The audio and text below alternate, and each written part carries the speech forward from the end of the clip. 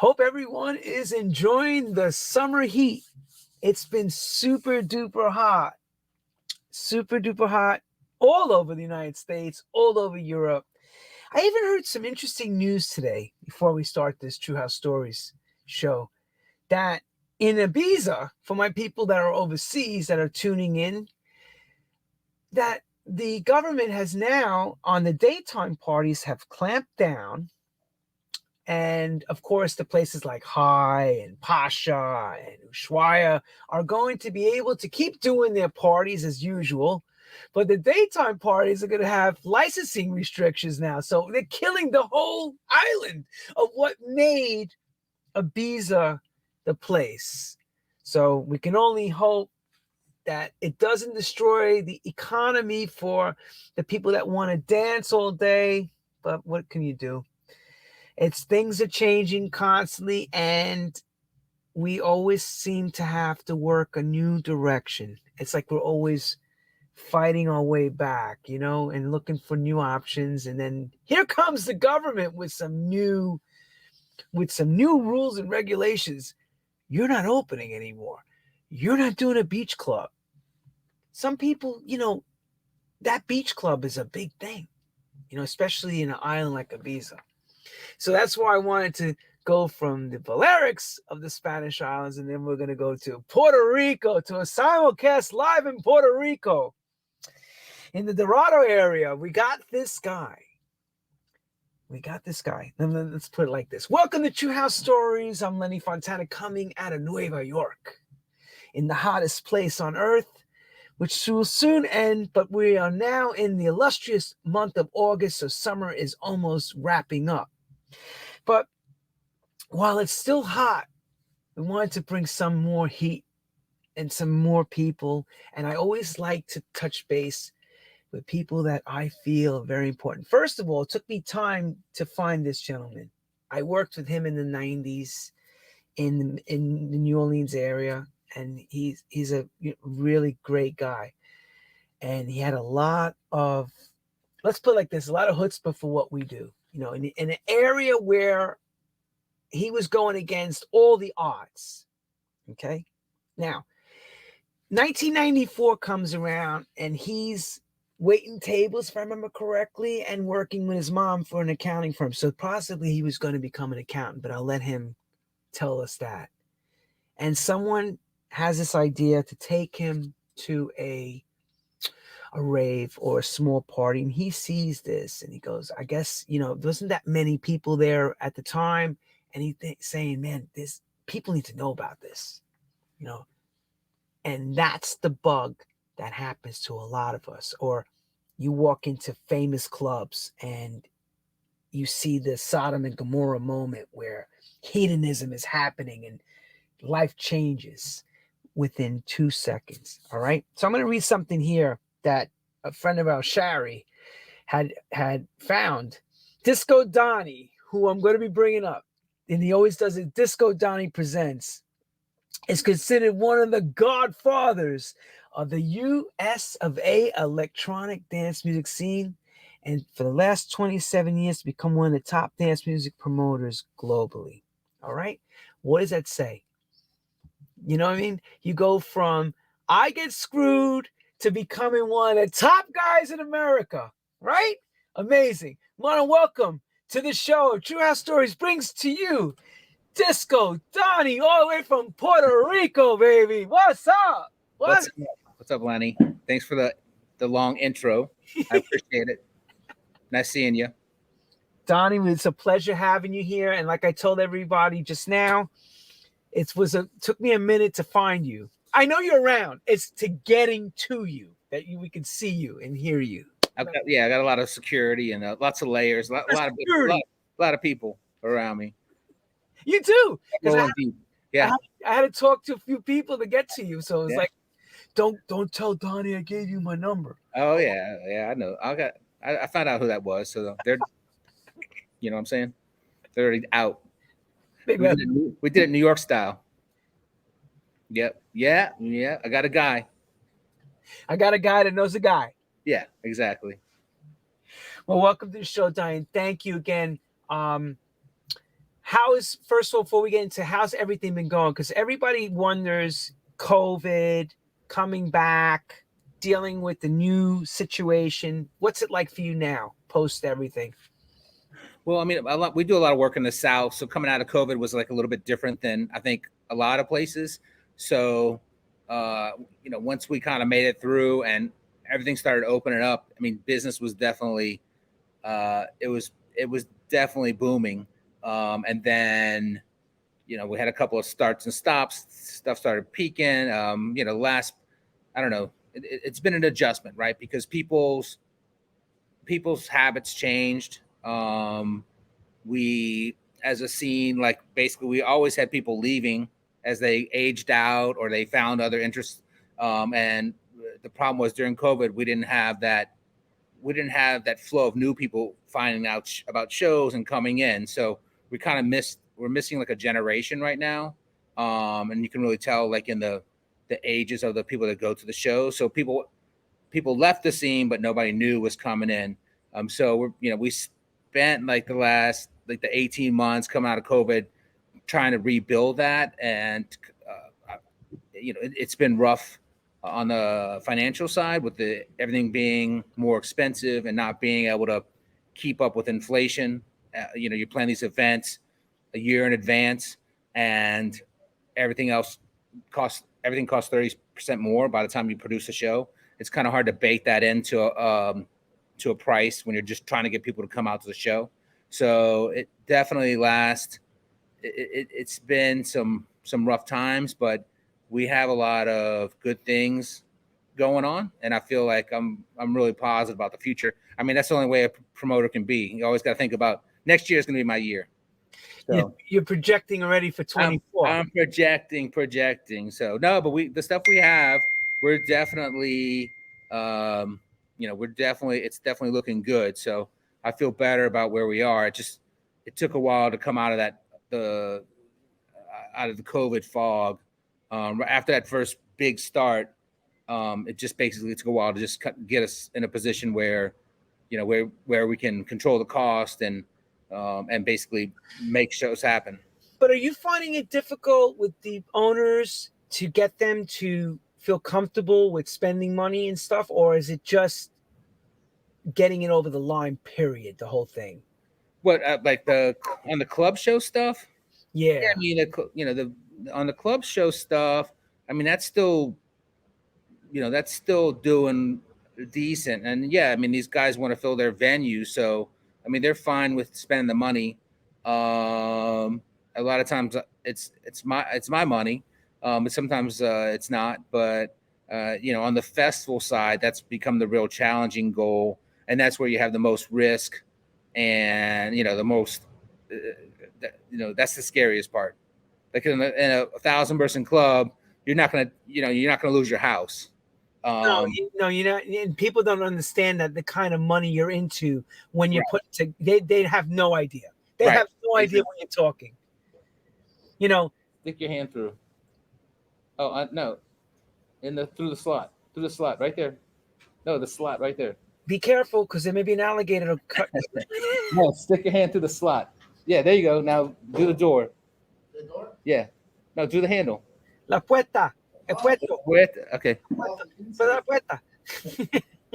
Sorry. This is live TV. I had to get a beer. El televisione, el mundo, el Puerto Ricano. Good. Welcome back. So he's drinking cerveza en la playa. Medalla. Which one? Medalla. Oh, he's drinking Medalla beer. Today's broadcast to you all is brought to you by Medalla beer, everyone. And Ozempic.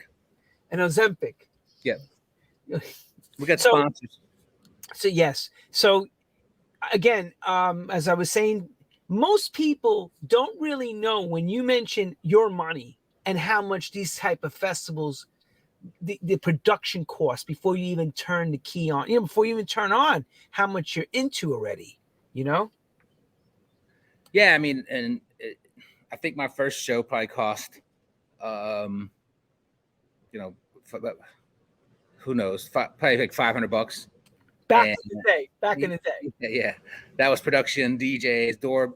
That's everything. I worked the door. I carried the speakers in. I might have DJ'd as well. You know, and but to go to you fast forward 30 years later, and you're doing a show that costs $20 million. It's not really something that I originally had signed up for, right? Like losing $500 is would have been painful in the 90s, but it wouldn't be the end. So yeah, it's definitely the whole game has changed. And thank you very much. See what I'm saying? In the early part of the 90s, a $500 investment, we set you back a few weeks. Now you're talking about a $20 million investment can destroy your whole situation. Yeah. This goes wrong. Okay. This makes it hard to sleep at night, you know? How big of a staff do you have now comparing to what you had when I met you back in the 90s?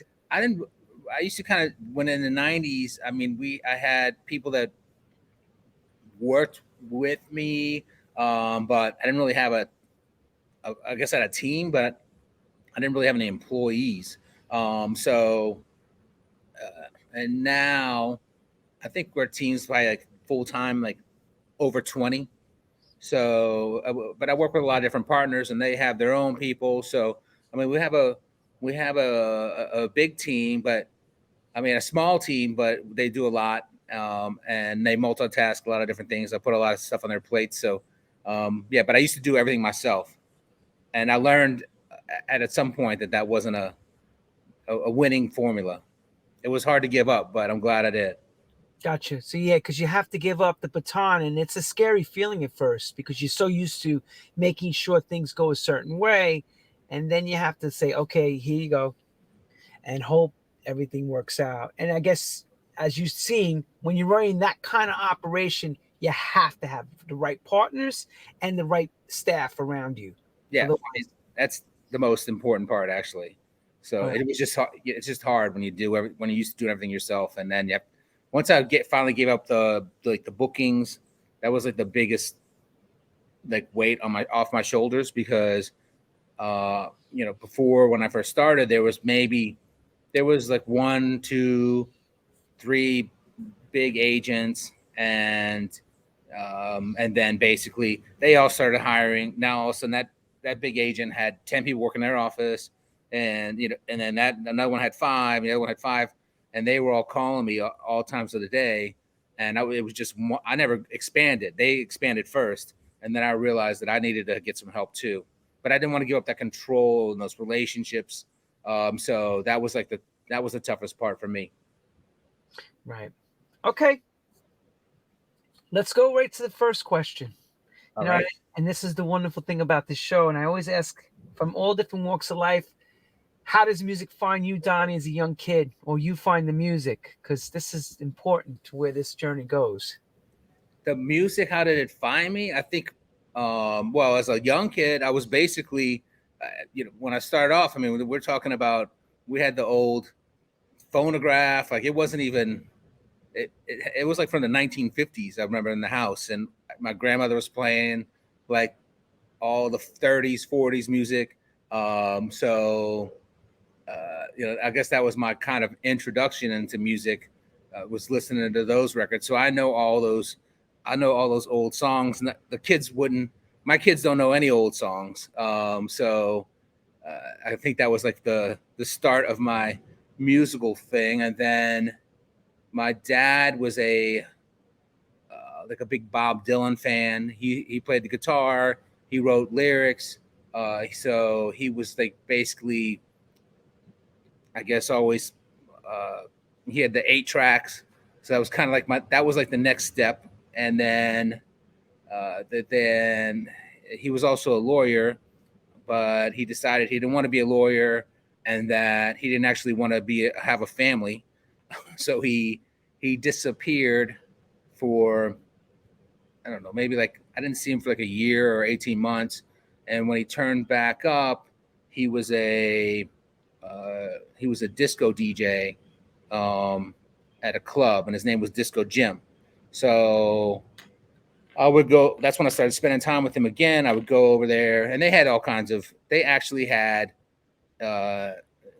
This was kind of right when MTV was going on, so he wasn't really playing disco music anymore. They were going more into like alternative music, and they had, and they had thousands and thousands of vinyl records in the office. So I was able to dig through those, and uh, learn music that way, different styles. It was like a lot of alternative stuff, and then I got into, I think in high school, I kind of got into like this. My friend had an older brother, and he was turning us on to a lot of different styles of music, and so I got into like the REMs, the whole Athens sound. We actually in high school would go to Athens and go to shows there. So yeah, that was kind of like that was like the basis of my musical. Now we did. Now if I'm looking at it, we went to the New Order concert at Tulane at the college there when I was in high school. We were listening to Yaz. We were, but I would go to see Red Hot Chili Peppers in '85 and stuff. So we were all over the place. Deftones. So yeah, there's a lot of bands that came through New Orleans, and in New Orleans there was no real drinking ages. Basically, if you were in high school, you could get into the bar. So we were able to see a lot of bands when I shouldn't have been able to be in these places. Good. So, That's yeah, what we need you to be. I had a wide range of, I had a wide palette, and it all kind of went into one bucket. It wasn't so anything that I liked. That's just kind of, it was something that I liked. So it's basically at that point you're trying to, you got to. It's like finding your tribe. I always look at it that way. You're finding what is your tribe, where this is taking you. Yeah, but we could back then. You didn't. It was everything's kind of like basically everybody like just likes one kind of style now, and they stick with that. I kind of liked everything, right? So it was definitely I was finding where I wanted to move to, which tribe I wanted to be in, I guess. And that's the way it was in the 80s, and that in the 80s into the late 80s, there was all kinds of music being played. It wasn't just one sound when you went out to a club. You heard, like you said, Soft Cell, Erasure. You could hear Chili Peppers across the board, and maybe later house music record. Right. Maybe, it's like, it's just, that's the way it was back then. Yeah, no, we would go, and they would have like the service industry night, and they would kind of start out with like hip hop, Craig Mack or something, and then eventually, yeah, they would work their way into the dance music. So, but everybody was jamming the whole time, so it was building up. So did you start DJing yet at that time, or were you playing around yet? Because I wasn't really. I was like a bedroom DJ per se. So, and I kind of found out real fast that it basically it costs a lot of time and money. Like my roommate bought turntables, and just imagine like there wasn't a lot of people at the time that had turntables, and so we just had a carousel of local guys coming over all night, playing all night, like nonstop. It was crazy, and spending money. It's expensive. Those records come in every Friday to the record store, and everybody's in line trying to fight for the new records, and they're spending all their money, and they're gonna get some real dogs in there. It's like buying every video game or something like that. Just couldn't do it. So I just realized real quick that, and look, and at the time I will say this, that when I first started being a promoter, the promoter would make $500, and the DJ, I would pay the DJ like $100. So I was like, why am I going to do all this time and spend money when I could just be the promoter? So it wasn't yeah. So you were never really the guy that wanted to be the entertainer. You wanted to be the guy that brings the entertainment. Yeah, I'm not a big on stage person, and that takes a special person to be in front of. I don't think people realize it just takes a different kind of person to be in front of all those people, and it's just like I just didn't feel like that was me. I'm more like a background type of guy. Well, that's why everybody has their position when they're doing these type of things. Everybody has their place. Like you said, I'm not going to be this. For example, I'm not a singer. I would never think I would get a microphone and start singing and think I'm going to be singing for the crowd. Never happened. But at least I know I can DJ, I can make records, and I've always done that as best as I could. Yeah, it's worth. No, I mean, I can't sing. I can't. I have zero talent actually. So I had to just find my lane. No, that's not true. That's not true, because you have a talent to see something that can work, and that's a talent itself. So before we get to that part, so your dad was Disco Jim? Yep. Is that why you made yourself Disco Donnie? I didn't make myself Disco Donnie. This is like, you can't. I don't think you can give yourself your own nickname. I guess you can, but back in the old rave days, everybody had like some kind of fake name because the DEA was on to you or whatever, right? So everybody had like some kind of secret name. I can't remember what the reasoning was, but I just know a lot of people with silly names. But I caught on right away that I was going to like, once I just saw it, now I started going to thrift stores every day. And this is when you could score. I mean, you could get great stuff for like 25 cents. Right. And like you were like, and this was stuff like, the bell bottoms and everything like that. So, and then I had shirts of my dad's that, said disco on them. So originally people were calling me Disco. And then when I first did my first party, I named the company Disco Productions. And then somebody else put the Donnie in there somewhere later, and it kind of stuck. Donnie, but here's the funny part about it is you're using a name at the time in America where it was a name that was yucky because disco had died. You remember that. I know you remember that. Yeah, but I thought it was kind of, I remember disco sucks and disco's dead. Shit, but, yeah. Hell yeah. Yeah, I mean, I remember people telling me not to, like the first person I worked with, they were like, you can't use that name. And I'm like, I'm using that name. So, and it all comes full circle, right? So, I was a fan of, I mean, I guess disco music and dance music is connected. So, I mean, it was like the original. So, I thought it went well, but it was hard at first for people to put the two together. Sure. All right. Take us to that first night out. Come on now.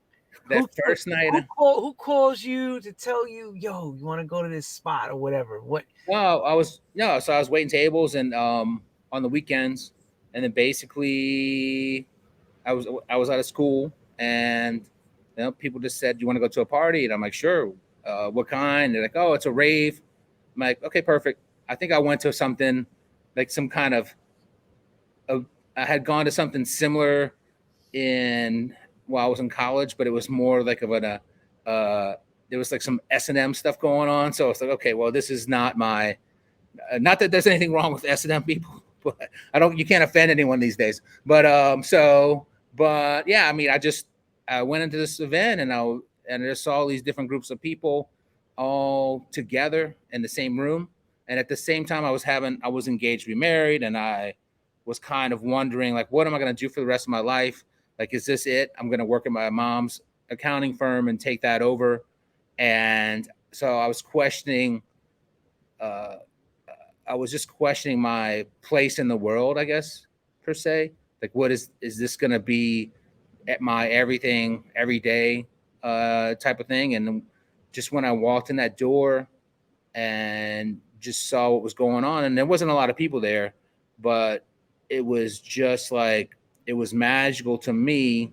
And, I was just basically like, I was just blown away thinking, why didn't I know about this? And I think to me, it was kind of, although they were considering themselves like an underground scene, I almost thought it was criminal that people they didn't do a better job of pushing this out, because I knew a large percentage of people that probably would enjoy it and would be, welcomed into that scene. And that's kind of what, when I walked in, I saw that and I was like, okay, I'm going to help these guys out.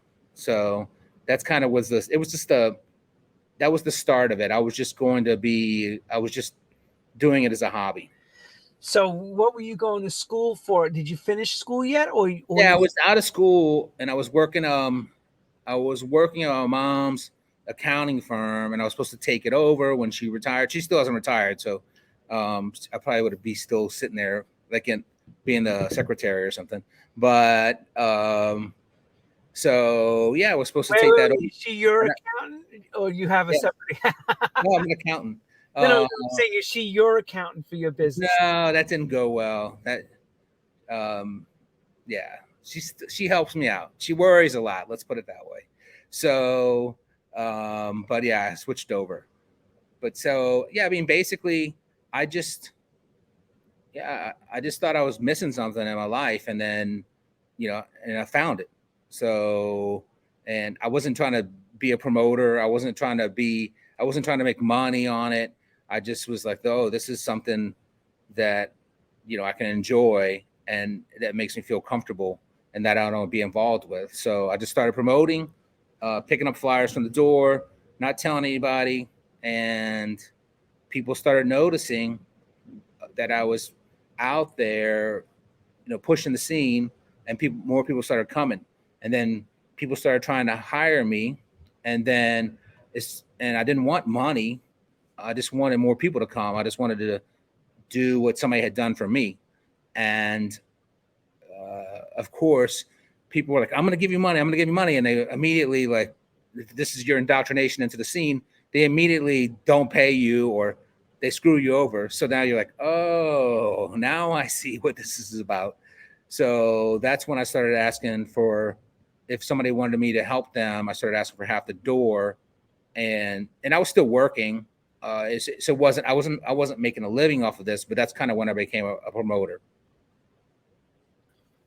Aha. But was there anyone around you to use as a muse, or you just had to go as you go? Like, in other words, paint the picture as you just, I'm going to try this. I'm going to do it. I don't know if it's going to work, but we're just going to try whatever.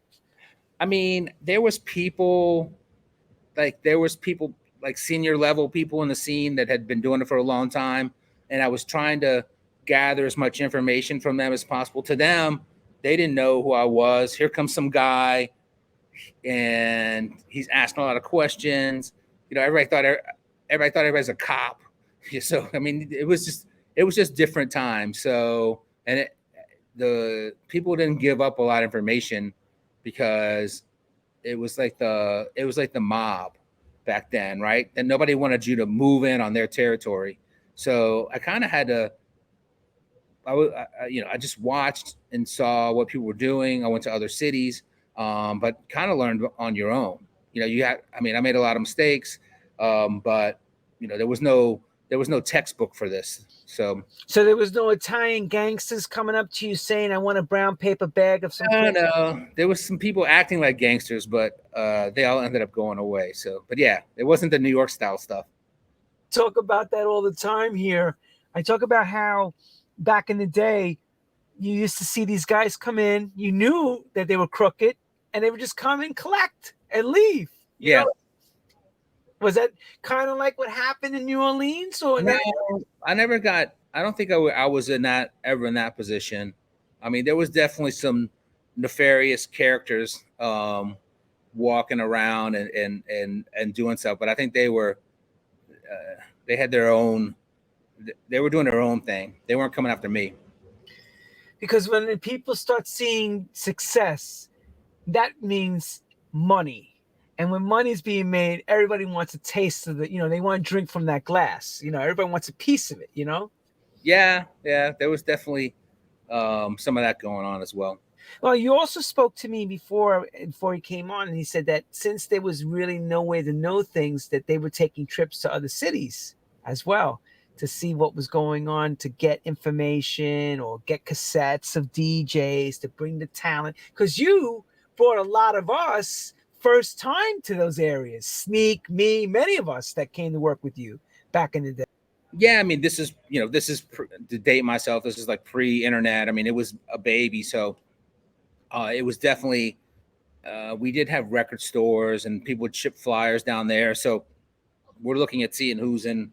We're emulating like the flyers from New York or Philadelphia or something in the Northeast, stuff from LA. So that's kind of where we're like, oh, look, this guy's headlining this show in New York. He must be big. And then we have to travel. I went to Buzz. I went to, you remember the Park Rave Madness shows in New York on Randall's Island. I drove up there. Like, I think we drove nonstop. We stopped at Buzz, and we were picking up flyers the whole way, and just trying to and listening to going to see a bunch of different artists and stuff. So we kind of emulated those Northeastern scenes to kind of get New Orleans started. But I didn't know shit. I didn't know shit about anything, or there was no information about any. Wait, let me be clear. How much did you really know? You knew Not zero, less than zero. So I mean, it was self-taught. So like I didn't know anything about what style of music. It didn't matter. It's just like about what I thought sounded good. So, and I didn't know who the artists were. I mean, you didn't know.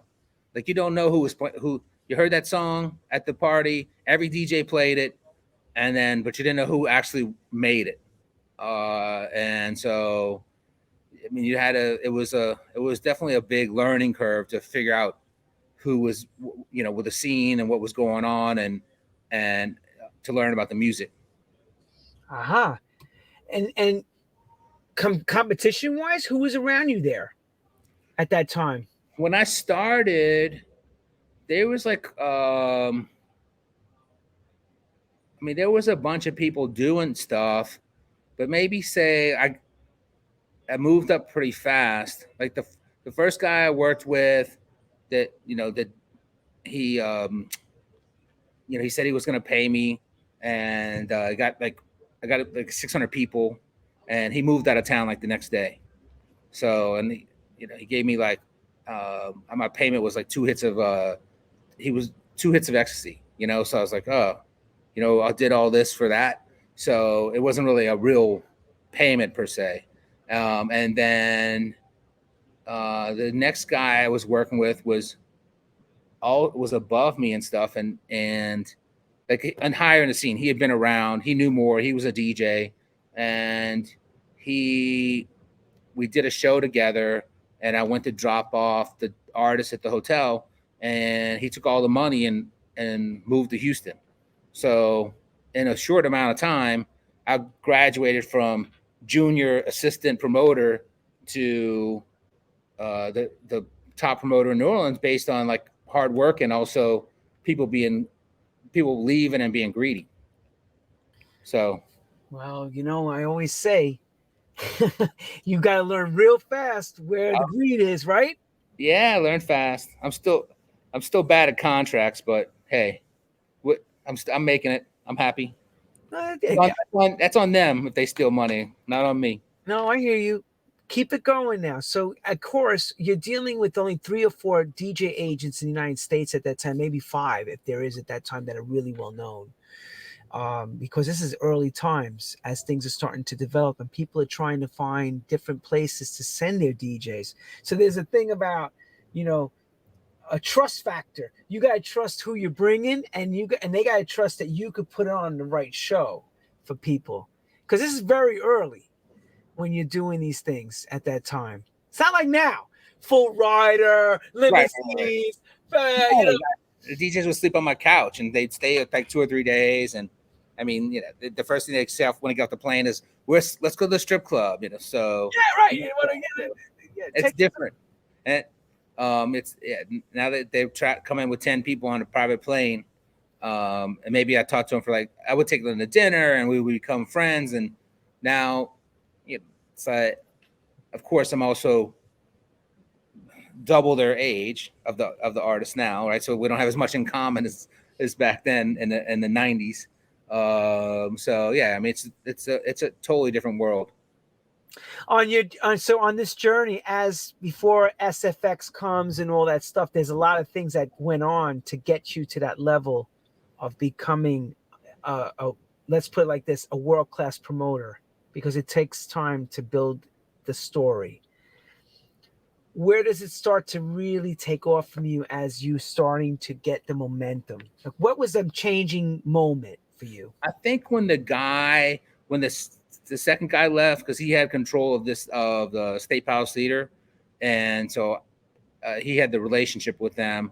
So when he left town, I was able to me and one of my other partners uh, were able to secure an exclusive deal at that venue, and that is what kind of jump started the whole New Orleans scene, because we were able to do. I could book artists 8 months in advance because I had a legal venue right on the edge of the French Quarter. They could go to 8 a.m. And so that's where we got into this place where people knew that the show was going to go off, and that's when people really started traveling. So that was kind of like in that 96 time frame, and then we basically could do 18 shows a year there and do 5,000-6,000 people. And so that's when the whole thing just turned into this big, giant like machine. And that's the thing. Now you have an establishment. You're doing X amount of shows. It's working. How do you keep it fresh at that time? Well, I mean, luckily I lived in New Orleans, so you could go. There's fresh things happening every night somewhere there. So I would take that, and I was going out every night promoting, and I would go to wherever people were. But anything that I saw that I thought could be interesting to someone, or something that they hadn't seen before, something that somebody from bumfuck Mississippi or wherever, like that, something that they would never get to see, I was able to say, I think I had a blank canvas. So I'd bring all the DJs in, and then, which would be the hook, and then I would show them this alternative stuff that I thought was interesting and that they would never get to see in their town, because I lived in New Orleans. I was able to expose them to that. So when you mean alternative, exactly what would you, an example, what would you do for one of them? It did like, I mean, like in the one like at 4 a.m. one time, we turned the lights all on. Everybody's doing this, like all the strobes, and brought in like a like a Baptist choir, and they sang Amazing Grace. I mean, just something like silly, like something like that you wouldn't normally get at a normal show. It just kind of really changed the dynamic of what we were doing. So, and it became weird because there were things that we were doing, and people wouldn't even notice. They wouldn't even mention it. Like it came like part of the normal part of the show, like the stuff that we were doing. So you'd be actually creating Cirque du Soleil before Cirque du Soleil even began. I was doing a lot of stuff. I had this guy. I had this old guy who was like 90 something, and he had a voice box, and he was a magician. So it was kind of people were all fucked up. They don't know what's going on, and we stopped the music, and this guy's doing his voice box and doing magic tricks. And I remember saying that too. It's a little bit of a goof on him, but it's also like, this is something you guys should see. This guy's out here putting it out here. You're not going to get to see this in your hometown. Take it in. You'll never see this again. That's right. Take it in. I'm trying to think. We had like puppet shows. I mean, it was endless. The biggest part for me was like trying to discover new things to do at shows. And a lot of times the stuff we did, we made fun of ourselves, which was like my favorite part. I'd write weird stuff on the flyers, and so I was always kind of making fun of the scene just to keep it. People take it real serious, and it's more about having fun and that's kind of what I was trying to show people. They didn't always get the joke, but I did. Gotcha. From there, would you say you're responsible for the gosh damn glow stick problem that we had? And because I remember going to work at your rave and watching these, I'm going to say younger dancers with the damn pacifiers in my going. Yeah, I don't say I think that was a multi-pronged attack from people from all different scenes. We definitely had a lot of that. It wasn't like my favorite. It wasn't something I enjoyed, especially the pacifier shit. I mean, the glow sticks. I get it, right? I had glowing stuff, and I don't know about the doing light shows for people. I mean, I never really was into that, but yeah, I mean, that was a societal problem at the time, and it was, to me, I understand why people were doing it, but it wasn't a great look. Okay, so then that allows me to now go to the next segment, which is this is very important, where you challenged our First Amendment United States. And I remember seeing Michelle Levy saying to me, "You're not gonna believe this. You know, do you remember Donnie you worked for? Yeah, he got arrested." And that was it. So, Yeah. So let's talk about what happened at that time and what year exactly was that? That was in August of 2000, and yeah, people have to remember that's 23 years ago. So I mean, we're living in a different world. So if you talk about what people's perception of drugs those days versus drugs these days, I mean, it's a big move, right? So yeah, I mean, the DA came in and they raided the venue, and it was they had a theory that I was the one selling, and me and the venue were selling drugs. We were loading them in before the show and selling them from backstage. And so they raided this show before the show, and they got one joint off a bartender. So we actually weren't selling drugs, which was their main thought, that people were coming to these show, all these people traveling from all these miles away to to buy drugs. But you know, they didn't know they didn't understand like the DJ culture, that people were coming for the artist. And that's something where I have to say, you know, it's such a different time now to what it was then. Everything was so archaic back then, and they just didn't understand what this was all about. They didn't understand that there was never any fights at these type of venues. It was peace, love, and let's say rock and roll, but it was actually electronic peace, love, and electronic music, you know. And of course, the drug culture was a big part of the game. Now, mind you, I know you weren't pushing that stuff. You were a viable promoter that really cared. I can't say you pushed it, but you know, maybe you helped facilitate that you had the place to have these people enjoy that, you know, with it. It comes with the territory. It's like a balance.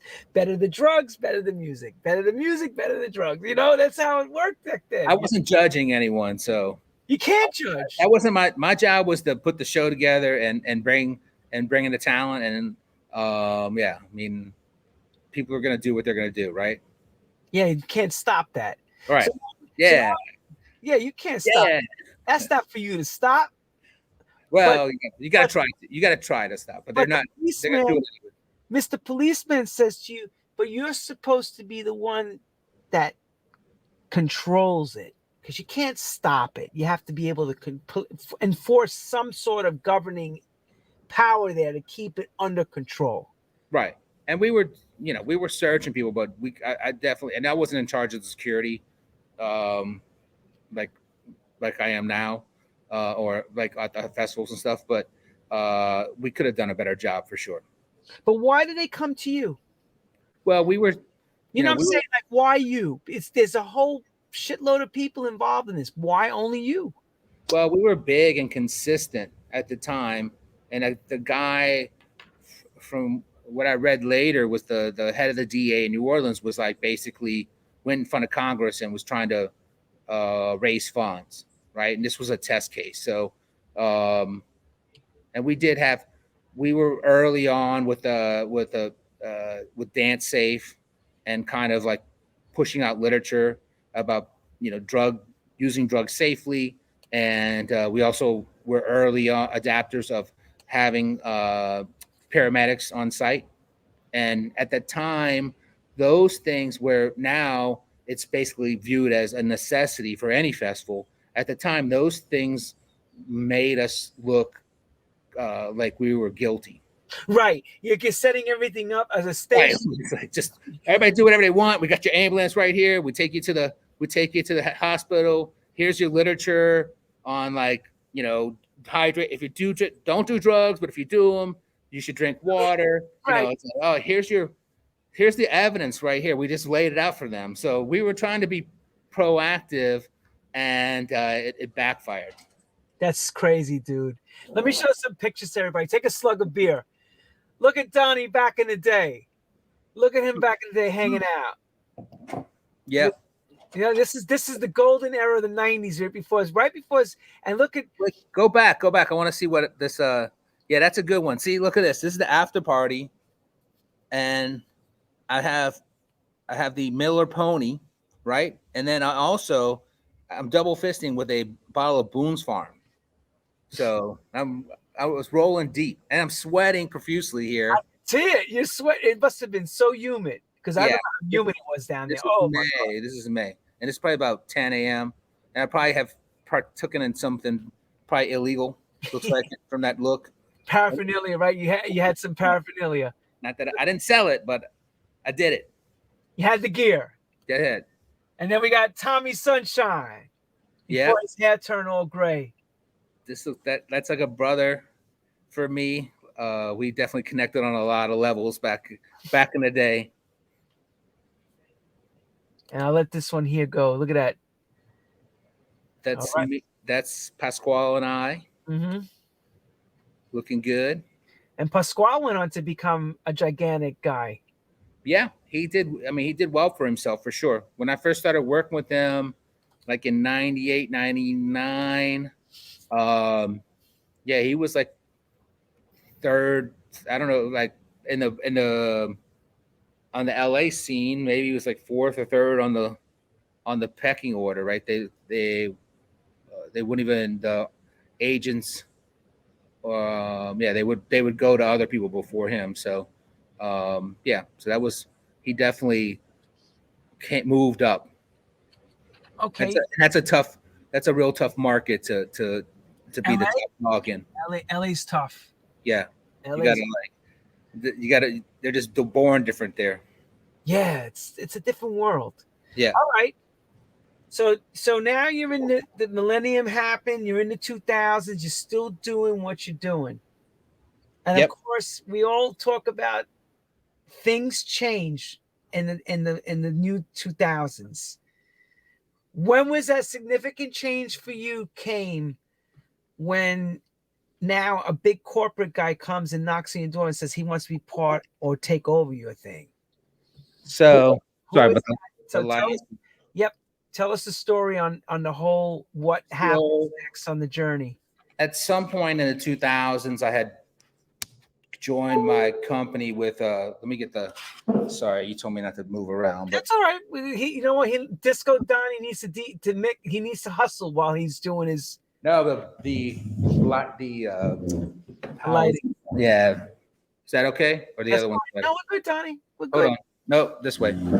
All right, here we go. So yeah, I mean, basically, I was partners. I had rolled my company into Insomniac, and that, just like a lot of relationships, and that went sideways. And so I was looking at other options, and I had with a group of other people created a deck about kind of bringing a bunch of different companies together, which is something I had already been doing my whole life, where I was working with all these other partners in other cities. And so, and that's when somebody introduced me to Bob Sillerman, which is the guy that had created, what is now iHeartRadio and also Live Nation, and kind of told him about our plan to kind of get all these dance companies together and try to make them take it to the next level. And that's when, that was kind of the birth of SFX. And this is SFX, is this pre to them buying Beatport at that time? Yeah. No, I was the first one. So in our deck, we had Beatport as one of the targets. Okay, so what changes now from you putting this machine together and moving forward? Do you still keep the business the same way, but except now you're playing with bigger money, or do you have a big change happening because you're becoming a corporate, a real monopoly corporation? At that point, it was kind of like go, because it was basically trying to, but the initial start was trying to bring other people in, and it wasn't an easy sell. But luckily, people started signing up, and a lot of these guys have been, you don't know how difficult it is to basically, to grow a business without any capital. So, and people weren't really dispersing money to promoters. So you had to basically keep on any money you got. I wasn't making any money. I was just basically making enough to live. And so, to be able to, and so you just keep reinvesting because as the scene's growing, say 1 year you did, $3 million in shows. Next year you do $6 million. Where's the money coming from, right? It's you gotta keep just putting the money back in. So it just came to a point where if we wanted to grow, we needed to have some real capital behind us. It takes a lot off your back when you're not putting up the money. See, nowadays you got these rich hedge funds coming in and buying record labels, publishing companies, and they're seeing this money. But you're also now, and let's talk about it from a dinosaur standpoint. So you're working week to week to keep this machine going, and now you're like, damn, I got now this big corporate partner where I can have an infusion of some serious millions behind us to really take this. How do you get him to see this, or the whole group, and go, we can make this work? What was the definitive moment that, hey, we got this blueprint, this is how it operates, are you in? I think the main thing was everybody was in the same position as me. My wife is saying, hey, you gotta, what about the kids going to college and all this other stuff? You got to put money away. And, I'm basically, well, I'm working on this. I'm building this out. So I think the main thing that was that, nobody really ever there's the inferiority complex of being a rave promoter, where we were at one point the lowest. Nobody wanted us, right? They tried to put us in jail. We were considered not cool, and now here we are. Somebody wants us. They want to give us money. They want to give us security, and they would invest in the future with us. I mean, that was the selling point. And if we do this all together, we can make it into something really big and really special. I mean, that's the original plan, but obviously things don't always go according to plan. That's the next question. Let me show everybody this picture. Look at Donnie at the boardroom. Oh yeah, breaking it down to the SFX crew. So I'll explain this one because. Go ahead, Donnie. So this was very interesting because now you're working with the top leaders from the top companies like IDT from Netherlands, the guys from Tomorrowland, Tomorrow World, the guys from Australia, Stereosonic, the guys from Brazil. I mean, so you have all these groups of people in the room, and I just remember this was a big setup because the IDT guys came in on the Friday and did this beautiful video presentation. They had work, probably somebody had put hundreds of hours into it, right? And these guys are on point. They have all these great ideas. They're talking about islands and hotels and all this shit that I'm thinking about what if I can survive till the next weekend. And so Bob Sillerman, then after making us all watch this video that was, basically to inspire us, told us all to go home that night and come up with our own project, our own thought. Of course, we all went out to Pasha, just got ripped up all night.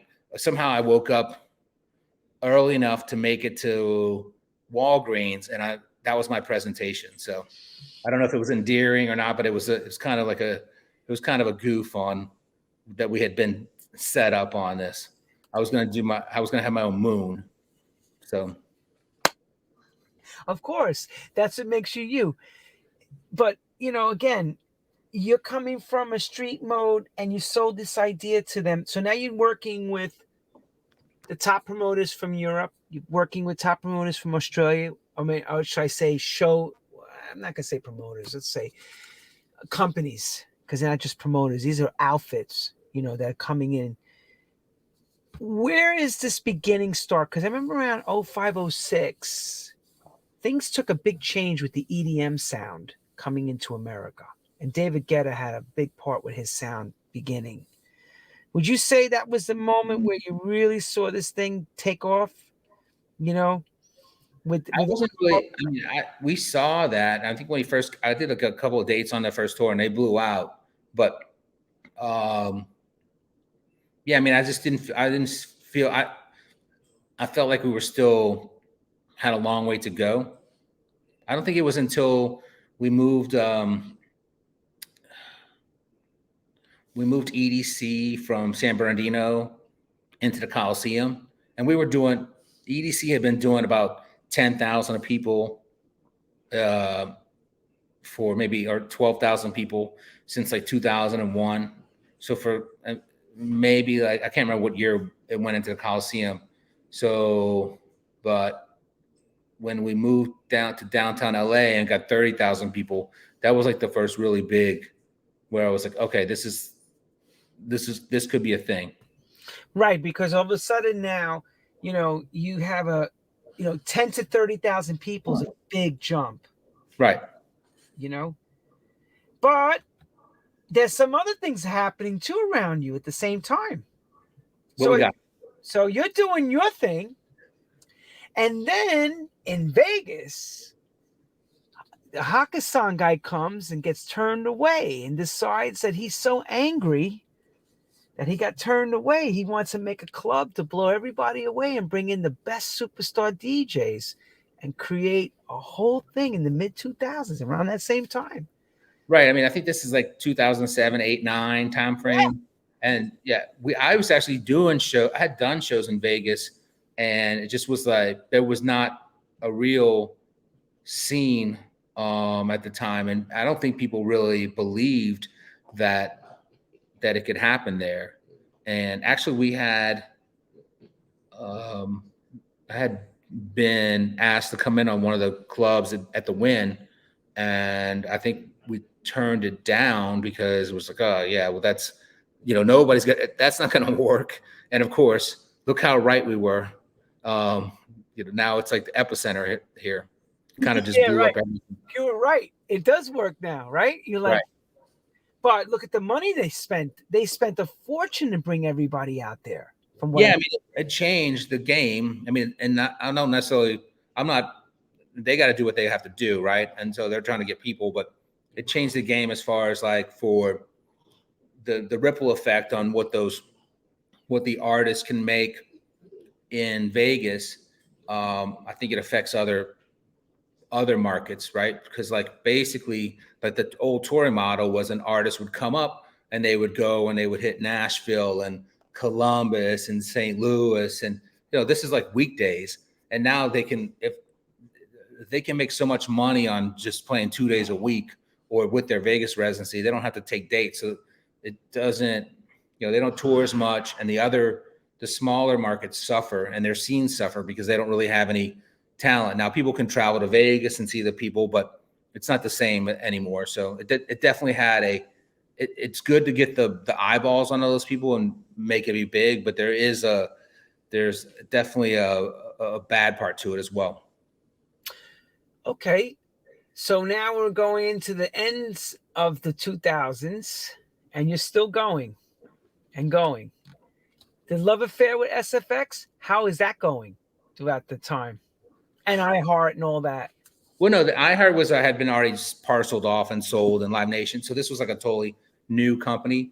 So basically, I was kind of thought that I would have a lot more involvement in the management of the new company, and as they kept on, because that was kind of what I was promised, and so, but as it kept growing, the people that the guys that were in charge, were taking more and more control and wanted to do it their way. So I kind of took a backseat to that. I was trying to learn by working with all the other promoters. I was still pushing it. They would if they screwed something up, they would call me and basically trot me out, and I would go to they'd say, Donnie, we need you to go to Amsterdam and talk good about us. So anytime there was an issue, they called me to be the cleanup man. But they were kind of making their own decisions on the way that running the business way they wanted to. And yeah, a lot of mistakes were made, and it wasn't as easy to kind of bring together. The main problem is that they basically, with some of these guys, they gave them like fuck you money. So when they pushed back on them, and some of these other big promoters, when they pushed back on them, they basically were like, fuck you, I'm leaving, because they had so much money. Well, explain that reasoning. Why would they be doing that kind of maneuver? What was going on at that time? Why did they pay people so much money? Yeah, why were they doing the FU jobs to everybody? Because why cut your hand to, I'm saying, why cut it off? Well, what happened was, like, nobody was really interested in dance music. People were talking about doing different deals and stuff, but there was no real money behind it. Once the new SFX came in and started offering people money, then that Live Nation got involved, AEG got involved, because they didn't want to have a new competitor in the market. So that's when everything started getting into hyper mode.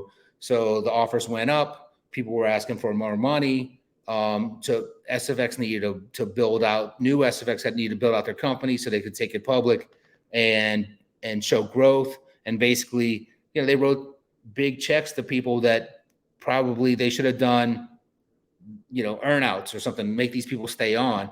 If you give somebody all their money up front and then they can leave after 1 year, and we lost like a lot of good people. Like, it was a big brain drain, like in the first 3 or 4 years. I mean, that's a big problem for a company that spent that much money to acquire these brands. Do you think the public offering, when they put it up on, as a stock and everything, Wall Street, was a good move, or was that the death of it, the beginning of the death? I don't know if it was a good move. I think that was always their play, because that's what they had done with Live Nation or with Clear Channel. So I think that was what they knew. I just think once people looked when you go public, then you're exposing yourself to people looking under the hood. So once that people started looking under the hood, people started like saying, hey, this company's, it's not making any money.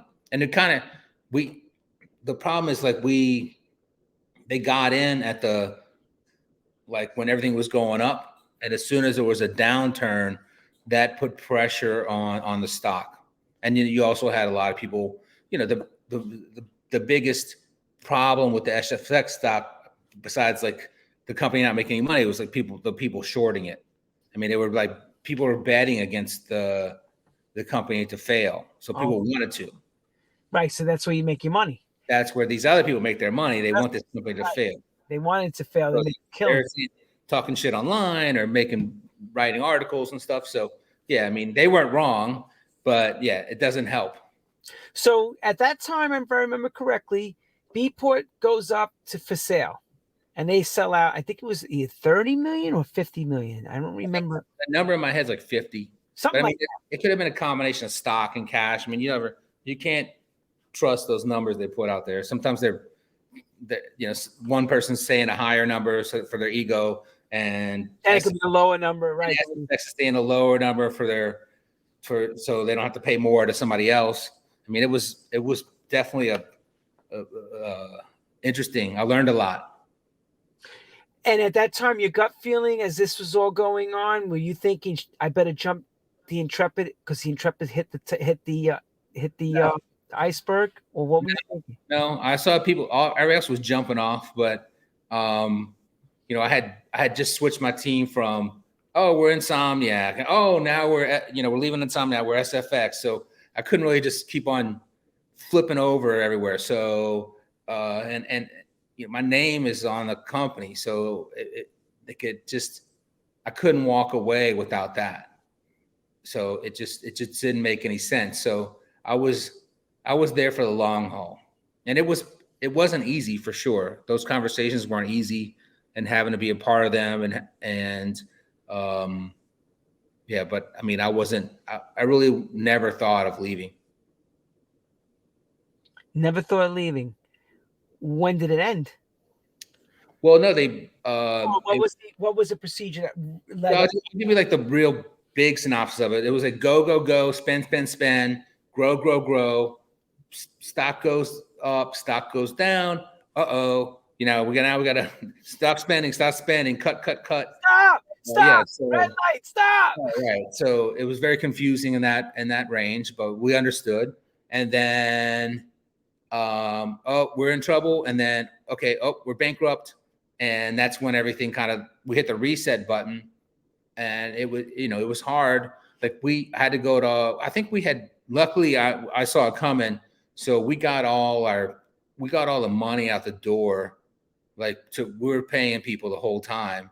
We were trying to send an invoice, so people could get paid. And then anybody that that DDP owed money to, I said, listen, if they don't pay you, I'm going to pay you. Right. So try to get it from them. But if they don't pay you, I owe you the money. I hired you. This isn't your problem. And so that kind of made it easy for us to, when we came out of bankruptcy, to basically, we just kept continuing business the same way. Did you do a Chapter 11, or was it? I think they did Chapter 11. I can't remember what I mean. It's like a restructuring. It's like right. I'm not really sure which one they used, which mobile. So I mean, they did walk away. The problem is they had all this debt and the debt service to the original investors. So I mean, that was the vendors and stuff were people that they had to work with in the future. So I think most of those people ended up getting paid. It was more to walk away from the people that put up the money for the original payments to the promoters. What was the original guy's name again from SFX? I can't remember his name. I can see it. Bob Sillerman. Bob. Okay. So what happened to him? Well, I mean, he ended up passing away a couple of years ago, but at that time, well, he actually, from my understanding, he had an offer to basically that somebody was going to buy the company, and he could have walked away with the company wouldn't go bankrupt, not at that moment. And he could have walked away with like $30-40 million. I don't know if I heard it from somebody that was the one making the offer. So I don't know how real it is, but sounds pretty real to me. And that they had a deal in place, and Bob came back and asked for more money. And that sounds like something Bob would do. That's just kind of how he rolled. But so the company went bankrupt. They removed him from like the CEO position, and these other guys came in that do it was a company called Axelrod.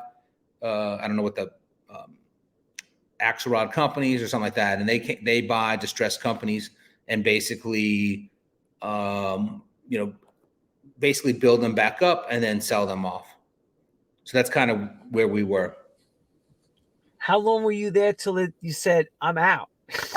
No. So yeah, I'm waiting to hear where your parachute is. Where's your parachute? I was just hanging out. So I had a 5-year contract. I signed that, and then I did another 3-year contract. So I think I was like kind of at the end of that, and people were kind of circling around, talking about. They were giving me. Now they're starting to say, "Oh, actually, they were giving me more responsibilities. They were giving me other companies to run. And so we started doing that. And then at the same time, there was people circling around trying to buy some of the companies. And so I went to Andrew Axelrod, basically the leader, and I said, hey, I just want to have first right of refusal if somebody tries to buy DDP. So he gave that to me. And this was like December of 2019. So this is like right before COVID. So I had already started negotiations about getting the company back because somebody was actually offering on my company and some of the other ones, or our company. So when COVID hit, like what was that, the day everything shut down, like all the shows shut down, like March 13th. Literally, I already had the conversations going, and they started talking about basically right away. It's like, well, we're gonna have to probably fire some people. They can get unemployment. And I had tweeted something about that everybody would get. We had festivals on sale, and I had tweeted that everybody was going to get a refund. And I called to the principal's office, and they're like, "You can't offer refunds. It's not your money." I was like, "Okay, well, I have to buy the company now." So literally within 2 weeks, I had signed the deal to get the company back. Really? Yep, April 1st of 2020. So I bought it back. So wait, when you were bought out, before, how much can you disclose how much you would have been bought out for at the time? I can't. There's some numbers out there that are wrong, but it was look. Let me. We read numbers like this: 30, 40 million dollars. No, it wasn't that much, but it was like it was. No, I'm serious. That's what you read. I swear. Eight figures, and I got it for like 10 cents on the dollar. So let's just put it that way. So I got a good deal. You came in at the fire sale. I came in like right at the beginning of COVID. So Lord help us. I'll give you 10 cents. I'll take that. They would like give it to me. I was like, well, nobody wanted it. They should have paid me. I'm going to take that pain away from you. I'll give you 10 cents on the dollar. Exactly. That's how it went. You made Forbes magazine as one of the top guys in the game. Okay. So when you make Forbes, you had to have some serious bank to make that deal. Back when you were bought out, I did good. I mean, I sold a company that was worth nothing, zero, lost like million. Yeah, like that's for a big multiple. So yeah, I mean, I would do it again. I would do it differently, but I would sell the company. I would show reasons why he's look at the reason why he said look what he bought back. He made this back again, and that's what I love about it. Look how great the stuff that this guy does. The production work, the time. I mean, we're talking about going from I was in the street handing out flyers, please come to my party, to I got pyrotechnics now, brother. Look at my shit. It's hot. You know what I mean? Like, and 10 cents on the dollar. Awesome. People don't understand that how you went from the mom and pop guy to Mr. Corporate America. Yeah, well, I'm still mom and pop guy. I mean, basically, but yeah, I did have to go through the corporate stuff. I don't recommend it, but it was a why? Why don't you recommend it? It's definitely it's a lot of time. I mean, it was a learning experience for us I think we did get better.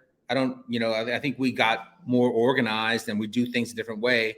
We probably do things, but it's definitely a lot of your time is taken up by that they're just like nonsense work and meetings and paperwork and projections, stuff like budgets. Who needs a budget? Let's just see if we have money at the end of the show. We lost. If we have it, we won. That's how we used to do it, on a paper napkin. Paper napkin, write some numbers down and hope for the best, right? Yeah. I mean, it is what it is at the end. Okay, so now, Donnie, you got to do a show now. a big you're doing EDC still? Are you still involved with that? No, that so you're out of all that stuff. So you're just Disco Donnie Presents now, is that it? Correct. Okay, so if you were explain to someone what that is involvement and that kind of stress of doing an ADC or one of those big type of corporate level events. What are you dealing with? I just think it's not like my kids want to be like, oh, we want to do what you want to do. And I'm like, no, you don't want this. Like, I don't want that for them. It's like you as a human being, like if you have to disconnect from reality, like, because what we do doesn't really make any sense. Like to risk that much when so many things could go wrong. It's not a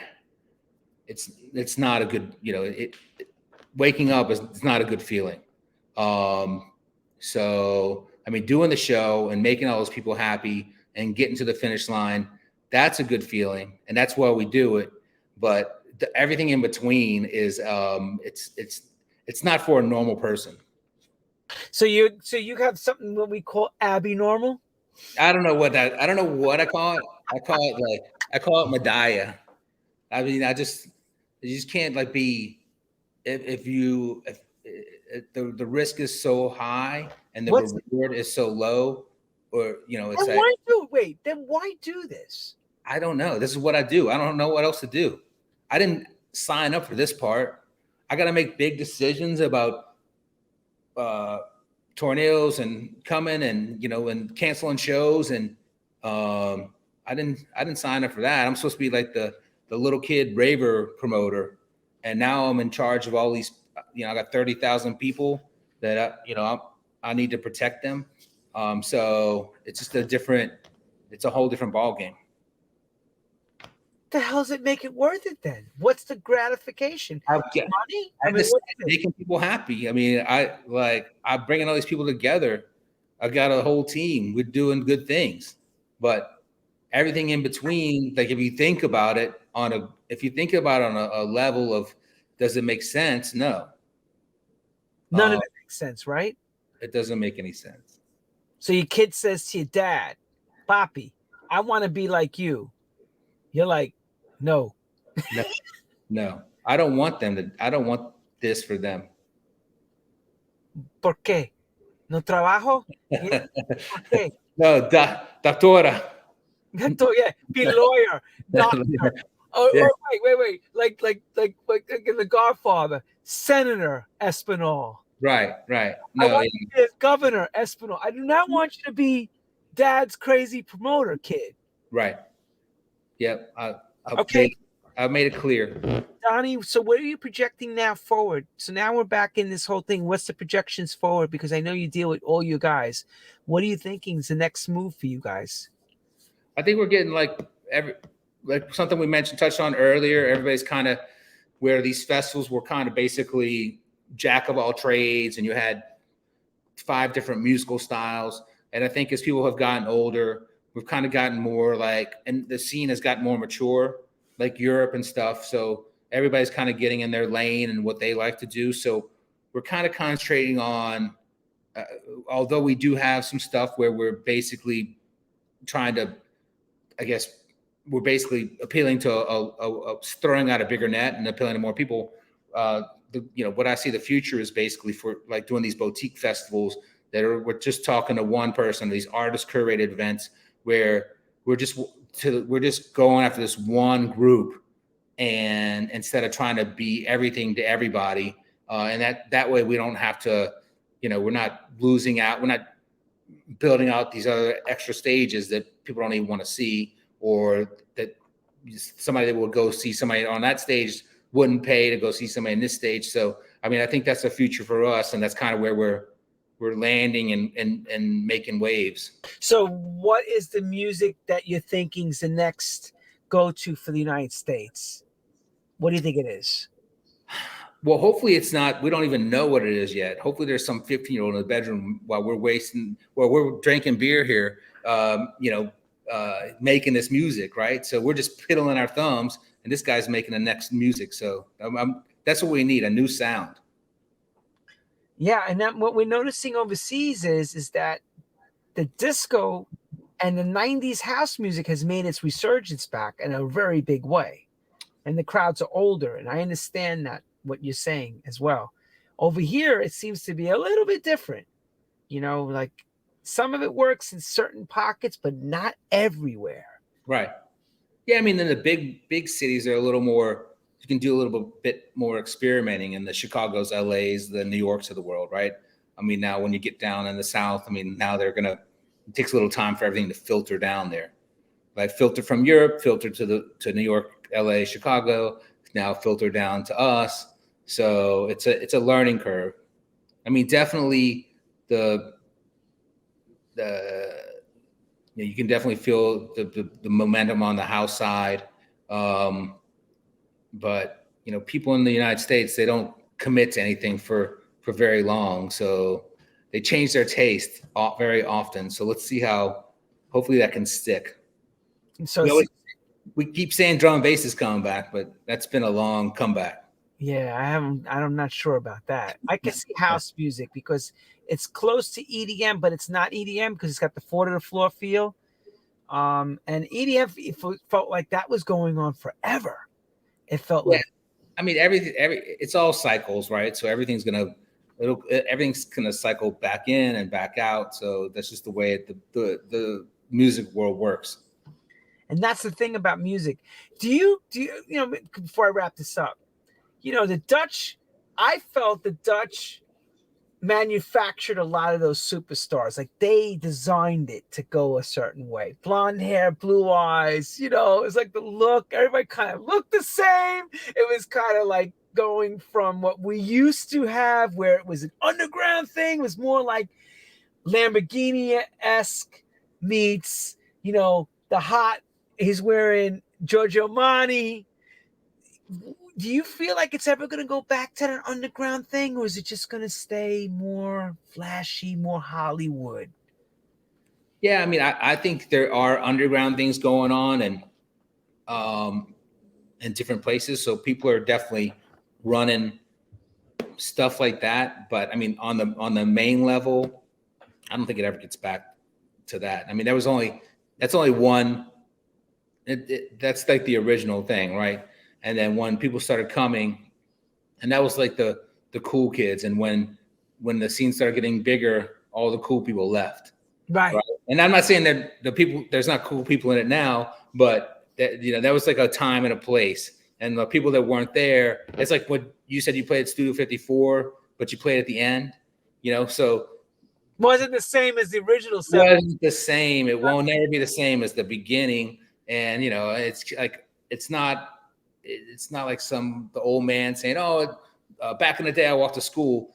Back in the day when Studio 54 opened, they wouldn't compare to the month before they closed, right? Because the whole crowd had changed. 100%. Four times already changed over. Right. So basically, that's kind of how I look at the old rave scene, and to compare to now. And I mean, I'm glad that it got big. I'm glad it's not underground. I'm glad more people are going, and people can do their own little. People can do like a 100-person party and do a map point or whatever. There's still those things going on, and illegal warehouses. That's still part of the scene, but you don't have to do that anymore. That was what we used to. We used to get 100 people, do a map point, do a legal warehouse, but we did it because that's all we had. But that's happening. But just I don't think it's going to become like the big thing that is going on right now. So you mean the microcosm scenes, those small scenes, will always be around? Yeah, there's all kinds of things going on that that you and I don't even know about, right? Like they don't invite an old man me. They got their, it's like they got cool people going to it. Who wants grandpa rolling in there in his wheelchair? Yeah, but you're not really, you know what? You're not really grandpa. You're not really. Come on. Hopefully not yet. But what I'm saying is, he's still actively working and doing great things. Come on. Walk and stuff. Yeah. I'm doing good. I'm doing good for my age. You're doing real good. Thank you. I'm glad we were all working and still going. I keep saying it. Thank God we're still here to talk about this, because a lot of us are not here no more, or they left the business a long time ago. Yeah. No, I mean, I feel bad because a lot of people that put in a lot of time and built it all out. They had to go and do other things. I know they wanted to be involved in the scene, but it just became a point where they just couldn't. They couldn't feed themselves, right? So they had to go get jobs, like real jobs, not like this fake job that I got. Yeah, the fake job make a lot of money. No, send it my way. I'm losing lots of money. Really? Yeah. Sorry. Do you feel like you'll ever get it back where you were? Yeah, you have to. You have to. Is it the thing more about, I always say this, winners are not quitters, and quitters just don't stay around to win. I'm still building. I'm building something. Are you on the winner side with the dream of projection that I can make this? I can make it. I can make it. I can turn it around. I'm on the right path. Amen. Amen. I need to hear that again. You're going to turn this around? Going to turn it around. Look at all the bad shit that's happened, and look where we're still here. So if I can get through that, if we can get through that, then we can do anything. So that's right. And it's of all of us that are the original OGs that are going to make it work, right? Yeah. And we're still making a lot of people happy. So you heard it, people. He's making you happy. Make sure you take your credit card out and buy a ticket. And be happy. Turn it around. Come to his Disco Donnie Presents in every city in the Midwest. If you go look, Disco Donnie Presents is doing stuff all over the place. It's crazy the amount of shows this guy does, and he never even leaves his house. I'm doing it from the bar. Right. I'm serious. It's like crazy. This guy's got how many shows you got lined up now? I mean, I saw like 60 shows, something like that. We got to like 1,000 a year before Christmas. I mean, before COVID Christmas. But I think we're down to like 700 now a year. So how many shows that per week? It just depends. Like if it's Halloween, there could be 80 shows in one week. Or 80 shows in a month. Or if it's August, the dog days of August, it could be 30 shows a month. So it moves around. Yo, man, you're Sosa. You're like the guy Sosa. We call you. I need a shipment. Where are we sending the shipment to? You got like 80 spots going on at the same time. That's crazy. Yep. How do you keep control of that, bro? How do you keep your mindset that everything's control? It's controlled chaos, basically. So, no, I have a great team and we have a good system and we're improving it every day. So, hopefully one day we'll master it, but now I have like good partners. And so definitely been building it. I mean, it started off small and I've just built it out piece by piece. So it wasn't overnight. Can you thank SFX for any, the corporate side of kind of, even though you said it was mundane parts and all the graphs and bullshit you have to deal with on a day-to-day, but can you thank having that training to do this now? Yeah, I mean, like I said earlier, man, that was board. Yeah, like the contracts and the legal stuff and the insurance, and so we got a lot of relationships that we use right now that came through SFX corporate office, and we could be able to continue to work with those people. So there's definitely there was definitely a learning process through that and doing things the right way instead of trying to cut corners and so getting contracts signed and making sure the insurance is paid and everything else. So definitely trying to do things the right way. It definitely was a help. And those young kids that are watching this show, that are the next up and coming bedroom superstars that can possibly become headliners, how do they get to themselves to be seen by you or your team? Where's that? It's hard. I mean, there's different layers to this, right? So people send me music all the time, but I'm probably not the target audience. So it's almost like I can barely, like, my wife probably texts me like 10 things to do while I'm on this having this conversation, right? So I came and run my own life. Now I got to listen to new music. But I mean, they just got to keep putting, when somebody comes to me and asks me for advice, I'm like, you just got to keep putting it out there. There's forums now, and there's managers that have people working for them, and they're looking for new music and looking for new artists. So there's an ecosystem that has developed where these people find this artist, they sign them to a contract. Now that might not go anywhere, but now this person becomes your carnival barker or whatever. So this person's saying, oh, he's got a manager. The manager's selling it to the agent. The agent's selling it to me, right? Like, this guy's going to be big. You got to listen to this. So it goes through these different layers. So what I always say is just keep putting yourself out there. It might not be perfect, but if you really want to do it and you have the drive, and don't take no for an answer. Just keep throwing yourself out there.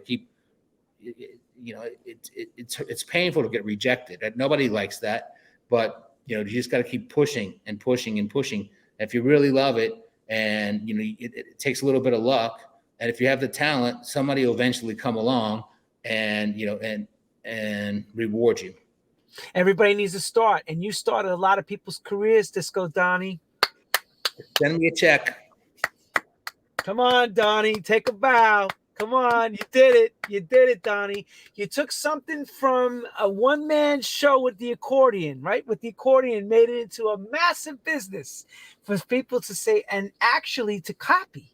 So you got to take some credit for some good and bad.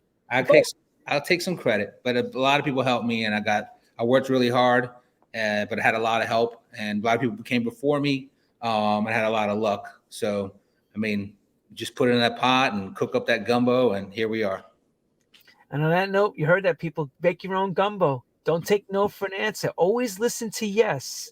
Always, when you hear no, that means a yes. There's always a chance to crack that door open. Yep. Disco Donnie, with his company, Disco Donnie Presents. We wish you all the luck. Hopefully, you'll see me working on one of Donnie's 80,000. See, he's not taking no for an answer, so he's listening to what I'm saying. So I hope so. I hope sooner or later I'm back on Donnie. I'll see you soon. Donnie, we love you, man. And thank you, everyone. Donnie, stay with me here. Thank you, everyone, for True House Stories this week. We will be next week with another guy as well from the LA scene. Mark London is coming on to talk about LA. So we're touching now. We're going from the Midwest. We're going to the West of America. Good night, everyone. Thank you again for tuning in. Catch us all next week.